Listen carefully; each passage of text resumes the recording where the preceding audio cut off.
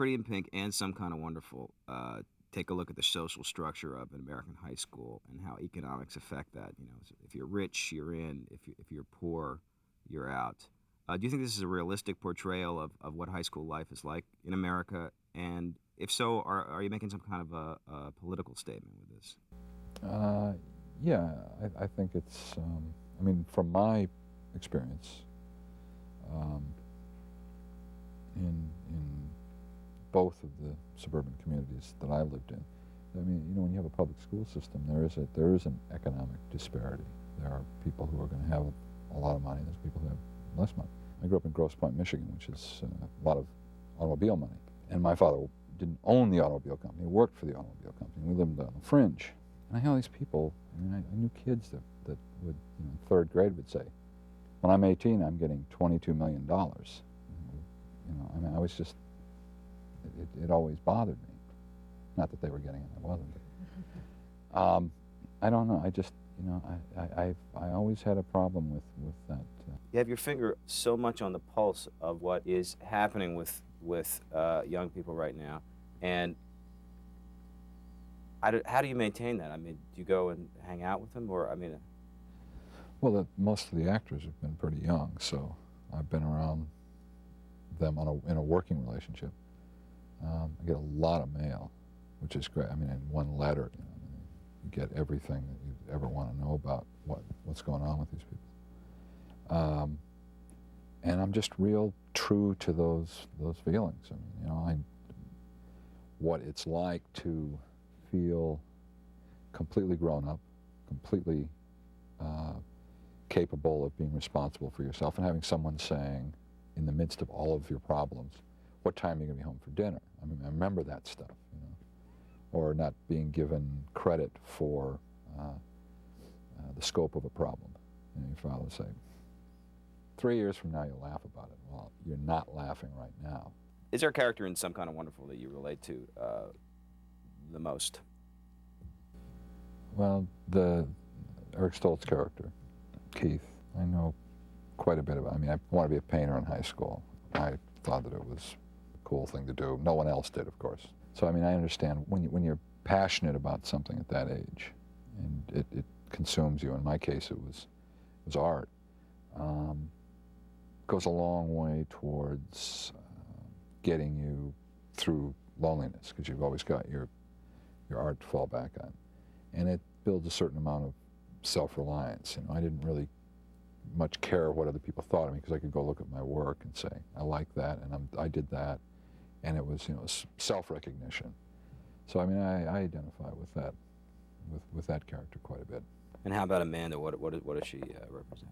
And she's a girl who is on the same side of the tracks as Keith, but she, because she's pretty, crosses over, and really for no reason other than that, crosses over to the other side, and has compromised a lot of her values to belong to that other group, and finds that she's in a way been bought, and she's sort of sold her soul in a way. And he really sees that she is from his side. She's more in common with him in his interpretation than she does with the people who have bought her and brought her over, and always remind her of the fact that she's not one of them, that they allow her to be a part of them, that she doesn't naturally fit, which I thought was, you know, something that is intriguing to me. You know, it's at a point at which you realize, my God, I've sold out on myself, and that's really what happens to this girl. Tell me a little bit about the date. The date is really, you know, the crowning moment. There's a lot of circumstance comes into play a lot in this. I mean, this girl wants to get away from her boyfriend. Keith is fascinated by her, and has been watching her and following her for some time, and he just happens to pick the night that she has decided to get rid of this guy, to be the night when he makes his move, and unbeknownst to him, she consents to go out with him just because it's convenient, and she's emotional and she's upset, and she just says yes just to get back at her boyfriend. She does this, it's all done very rash. And then the rest of the film deals with how do you get yourself out of a situation that you've gotten into just on the heat of emotion has brought her to this decision. How does she deal with it? Yes, she used this guy, but is he using her as well? I mean, what constitutes using someone is at the core of this, and that's what the core of the date. And he's on the date with the two girls. Drummer girl who was fallen in love with her friend, which is a terrible predicament, and is helping him with this date with this other girl. So she, the friend side of her is helping Keith with another girl. When you first started writing for the cinema, did you have in mind to direct, or was that just the natural next step? I was just working to be accepted as a writer, which I, never thought. I mean, everybody in my family's always been like a generic businessman. Like you wear one of those white suits with a brown stripe down it that says businessman in block letters. So anything creative was, you could be an advertising executive. That was acceptable because you wore a tie and you went to a job and you worked for a company and you sold products, but you were able to think up stuff and be creative. So it took me a long time to accept the fact that I was actually earning a living as a writer. So you were working in advertising at first? Yeah, and then I went to the Lampoon and wrote incredibly horrible humor stuff. Quite a change from writing Kellogg's commercials to some of the things I did at the Lampoon. But it was a liberating experience. So what was the move from Lampoon into screenwriting into directing? How did that happen? The Lampoon, Animal House came out, big hit, so there was a premium on anybody who I remember that. Yeah, you were in it.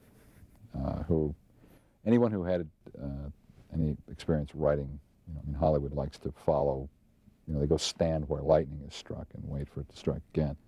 So everybody got development deals, and I somehow managed to make good on a couple of them. And then I wrote the Vacation story, Vacation 58, which became Vacation with Chevy Chase, and wrote Mr. Mom, and then I was used to magazine writing, which was nonstop, constant deadline. So when I started writing scripts, I applied those same things, the same sort of deadlines and pressure writing that I did in the magazine business and in the advertising business before that. And I just started grinding these scripts out, and they, one after the other, were getting made. And then I saw them on the screen, and I thought, well, that isn't exactly what I had in mind. It was also going to meetings with directors, having come out of a magazine where no one ever edited my work. We had a tremendous amount of freedom, the writers at the Lampoon, to suddenly be sitting in a conference room with 30 people saying, I don't know, maybe he shouldn't get in the car there, maybe he should get in a helicopter. No, and I knew how the thing worked, and I created the characters, and I thought all this stuff. I knew the internal workings of these things, and then to have to go deal with a committee, I thought, there's got to be a better way than this. And then I wrote 16 Candles and said, no, I have to direct this one. What role does peer pressure play in your characters' lives and in the lives of American teens in general? I think that it's the single most destructive thing that you'll face. I mean, it is the source of all of those problems. If you bend to it, you will find yourself doing things that you know aren't right. It is so important for you to belong to something that is at that age, as you're trying to identify yourself. Who am I? Where do I fit? How do I belong in all this? That pressure to belong is so enormous that it can be extremely destructive. The smart ones in the schools are the ones that know how to use that pressure and apply it, or they may be using it unknowingly. But it's I felt it. That dare. The whole thing about I dare you. It's as an adult you say, "You're crazy," but as a kid that means something, and it can be really dangerous. And it excludes people, and it's something that needs to be continually reviewed. Do you feel like you have a responsibility to young people to give them the right message? I'm not in a position to give anybody messages. What I hope that they come out of the films with, and I think in some cases have, is a fundamental belief in yourself and a certain amount of self-reliance, that don't bother with what other people say about you. Proceed on the path that you think is right for yourself, and listen to your own feelings and respect yourself.